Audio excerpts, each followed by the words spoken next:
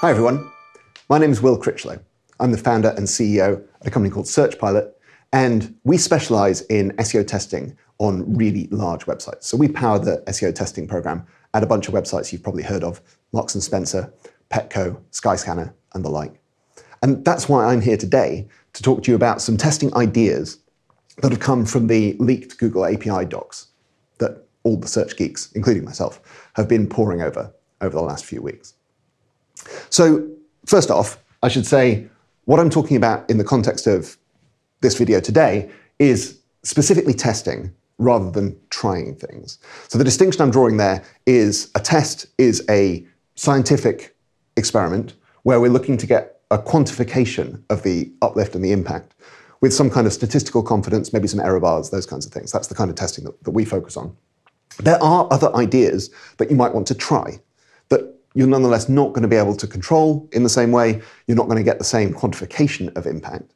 So those are ideas around greater brand visibility or diversifying your external link building efforts. They may well be a good idea. You're just not going to be able to quantify them in a scientific test in the same way. So that's fine. For these kinds of tests, we're mainly talking about the document level factors. So a lot of this is contained in the per doc data and associated sections of the leak.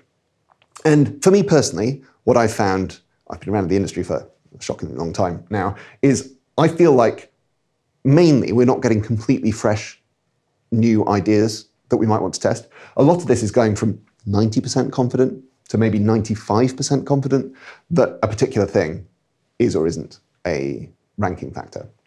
And that, in particular, the top end, just the existence of something in these docs doesn't 100% guarantee that something is a ranking factor. It might be experimental, deprecated, never used in the first place. So we can't be sure, which is why we might want to do some of this testing.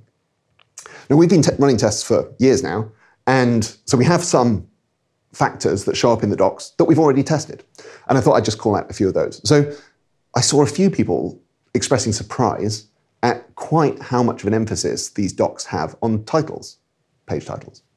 And that wasn't so much of a surprise to me, because those have been some of our most impactful and most commonly impactful tests that we've run.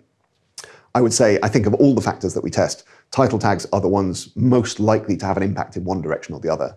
Unfortunately, it's very hard to tell without testing whether it's going to be a positive or a negative impact. Writing good title tags turns out to be very hard. But nonetheless, they're really impactful. And I think that is probably because they're one of the few features of a page that can affect both your ranking position, as well as the keywords you rank for, and the click-through rate from the search results to your website, because they're a strong ranking factor and they show up in the search snippet on the search results page, and so they affect the click-through rate as well.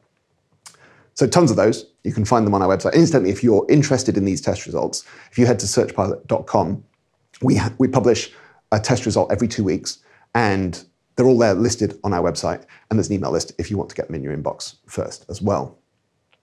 After titles, the next thing I want to call out is freshness.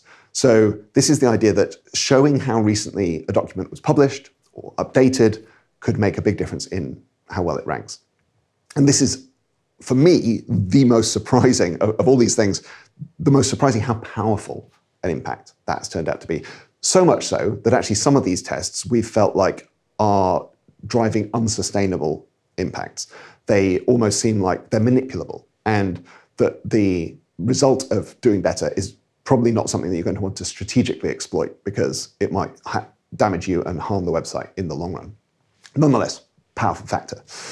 Interstitials is one that was an official announcement. I can't remember when it was, but Google made this announcement that intrusive interstitials was going to be something that would harm your performance in search.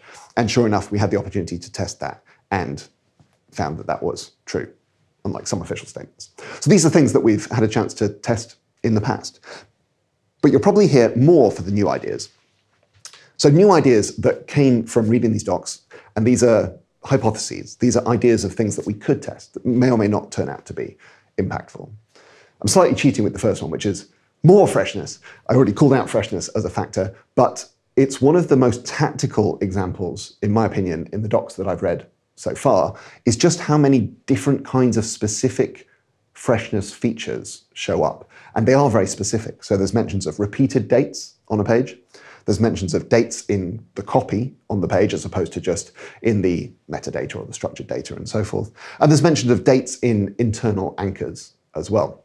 My suspicion is this is quite focused on super fresh content that is really designed to be up to the minute, up to the second. Think live blogging, a political debate or something like that, where you can imagine that all of these features would be naturally present. But nonetheless, I think there's possibly some opportunity to test this across large-scale sites and say, does this in fact move the needle as well?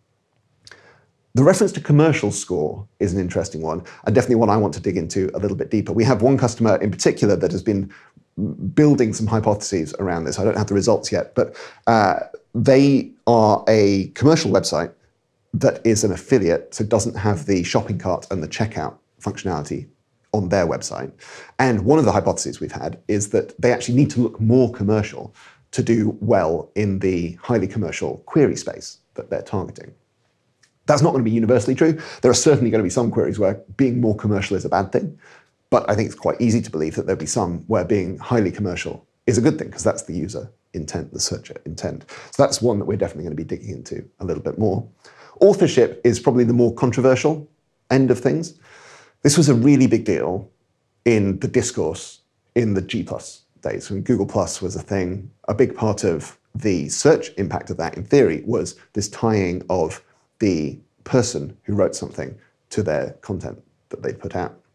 There's been a lot of debate, discussion, unknowable questions around whether it in fact remains a factor, whether it even ever was that strong a factor.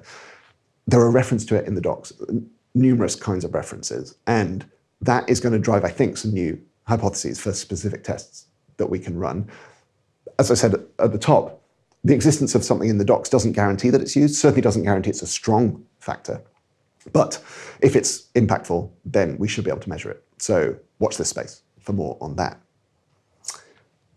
There's been quite a lot here where I've been saying, we'd guessed some of these things, or we're at 90% confidence already. Generally, a bit of a lack of surprise of some of the things that are in the docs, which is, in my opinion, quite a good thing, shows that the industry was broadly on top of things. There were a couple of things that I found super surprising, and I thought I'd end just with those, even though these are more either site-wide factors or things completely outside of our control. So they're not testable. These are not things that we can test in the scientific way I was talking about earlier. The first one is the existence of the big green button. We've known for basically ever that there's a big red button, that you can get a manual penalty, you can be kicked out with search results just because Google, humans at Google decide that your website shouldn't be there. All the way back to BMW, way back in the day, for those of us who've been around the industry far too long. What I certainly wasn't confident existed, was the existence of the equivalent big green button. So the ability to say, this website should not be impacted by such and such an algorithm update, or such and such a re-ranking, or whatever penalty or feature might be going on. It does seem, and again, we don't get to 100% confidence, but it does seem in the docs that there is some concept of the big green button. Now, some people were confident already. I was probably less confident. I'm now a bit more confident that that is a thing. The other one is this explicit, almost hard-coded pairing of queries and destinations for official results. And the example that they give in the docs, showing their age slightly, is that the query Britney Spears in English in the United States should return the website britneyspears.com as the #1 result, because it's the official website. And I probably would have guessed that wasn't a thing. I think I would have assumed that the #1 ranking in those situations was just emergent from the regular ranking algorithm. But it seems as though there is some official, for at least some queries, there is some official pairing of query and official website. Now, as I said, these things are not testable. There's no way you're going to get somebody to press the green button for you, and there's no way of getting your website paired to any kind of interesting query that you might be going after. But nonetheless, these were some of the most kind of, I guess, academically interesting surprises I found in the docs. So I hope that's been a useful whistle-stop tour of some of my ideas for testing things from the Google API docs leak. My name's Will Critchlow. It's been a pleasure.